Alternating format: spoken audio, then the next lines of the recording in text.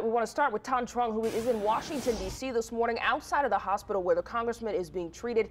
He's joining us live with more. And Thanh, yesterday around this time of the morning, right after the shooting, we were hearing that Scalise was in stable condition, doing okay. A very different story this morning.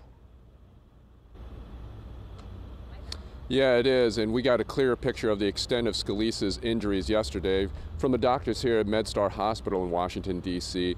They said that after the surgery, they detailed what was going on in terms of that single rifle shot that hit Scalise's pelvis. It went through his pelvis, fracturing bones, causing major internal bleeding and also injuring his internal organs. Now, keep in mind, it's been less than 24 hours since this shooting has happened, and since then, as you mentioned at the top of the hour, the President and First Lady visited Scalise here, and they offered their prayers, and also that is something that we're seeing coming through this D.C. area right now. Despite the politics, despite the stances of Republican or Democrat, we're seeing many people offering their prayers for Steve Scalise.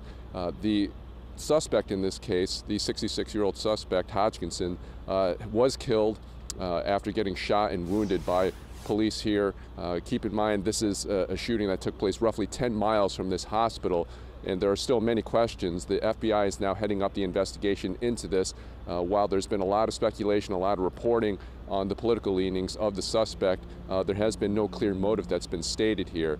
Meanwhile, as you mentioned at the top of the show here, Steve Scalise remains in critical condition here. There are more operations that will be following this. And the biggest event right now that we believe that will be happening today will be that baseball game. Now, keep in mind that the Republicans were practicing for this charity baseball game that will take place tonight. The LSU baseball team has sent a lot of paraphernalia, a lot of gear to support Steve Scalise, and we understand that both Democrats and the Republicans playing in this charity baseball game will be wearing that paraphernalia and that gear tonight in support of Steve Scalise. There are many people right now praying for the congressman who is right now with his wife. She arrived here yesterday through a Facebook posting through her church. They said that she is with her husband right now, and she very much thanks the support coming from the community, and certainly we expected that as this happened here. And certainly from Louisiana, we understand that there is a lot of support coming for the congressman, and that continues today as we keep watch over the congressman right now, who is still in critical condition. Reporting live from Washington, D.C., Thanh Truong, Eyewitness News. And Thanh, we just want to ask you really quickly, you know, we saw President Trump and Melania leaving the hospital. They described their visit as emotional. What is the mood like over there?